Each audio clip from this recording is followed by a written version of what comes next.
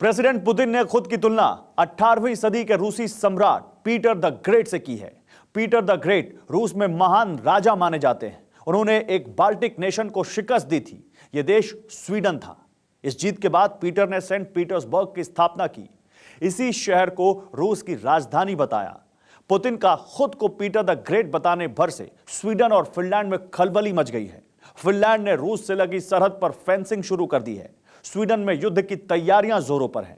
आखिर पीट the great के अवतार में पुतिन करने क्या जा रहे हैं? टेलीसीरीज के इस एपिसोड में देखिए डाका टन्स ऑफ ट्रबल्स। 11 जून 2022 बाल्टिक सागर। जितना बारूद यूक्रेन में बरस रहा है, जैसी मिसाइलें खार्किव में उड़ रही हैं, जैसे जंगी जेट लुहांस्क में गरज रहे हैं, वैसा ही बारूदी भूचाल बाल्टिक सागर में आया, मानो सचमुच का युद्ध चल रहा हो। यहां भी रूस की नौसेना ही आग उगल रही है। मगर ये रियल वॉर सिर्फ रिहर्सल था, लेकिन आक्रमण की धार और बारूदी बौछार जस की तस है। रूस ने नेवल वॉर प्रैक्टिस का आगाज ठीक उसी दिन किया है जिस दिन यहाँ नाटो की ज्वाइंट एक्सरसाइज चल रही है।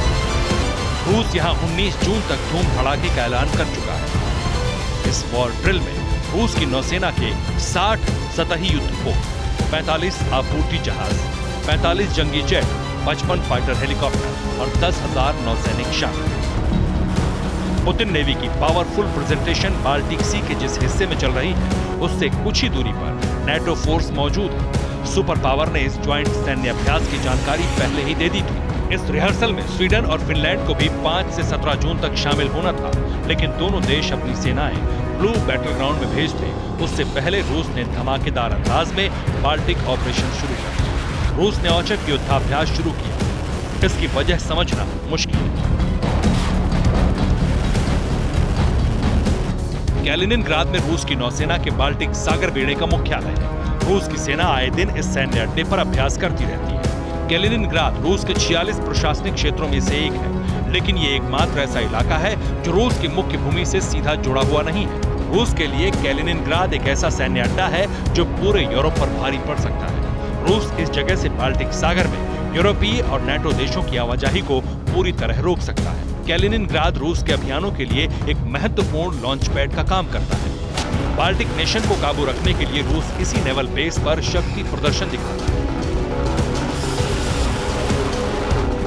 लेकिन नाटो नेशन की फोर्स के इस हिस्से में दखलंदाजी के बाद रूस ने मोर्चा खोल दिया है। वो भी इस धमकी के साथ कि पुतिन पीटर द ग्रेट जैसे सम्राट की तरह है, जिन्होंने स्वीडन के उपनिवेश से रूस के बड़े हिस्से को आजादी दिलाई थी। पीटर द ग्रेट रूस के पहले जार सम्राट थे।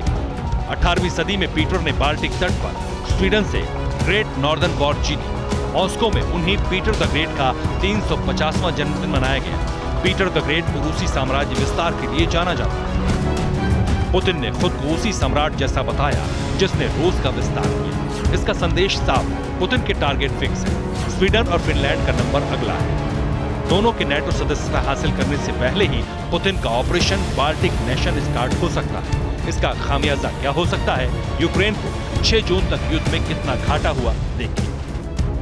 यूक्रेन के पार्लियामेंट्री कमीशन ने अंतर्राष्ट्रीय मानवाधिकार आयोग को बताया कि अब तक रूस ने 38,000 से ज्यादा रिहायशी इमारतें यूक्रेन में ध्वस्त की हैं। 2,20,000 से ज्यादा लोग बेघर हो चुके हैं। 1900 से ज्यादा शिक्षण संस्थान बर्बाद हो चुके हैं। इनमें 180 पूरी तरह से धराशायी हो चुके हैं। इसके अलावा 300 से ज्यादा कारें, 50 रेल ब्रिज, 500 फैक्ट्री और 500 से ज्यादा अस्पताल क्षतिग्रस्त हुए हैं। यूक्रेन को तबाह करने के साथ उसके अनाज भंडार पर रूस ने कब्जा कर रखा है।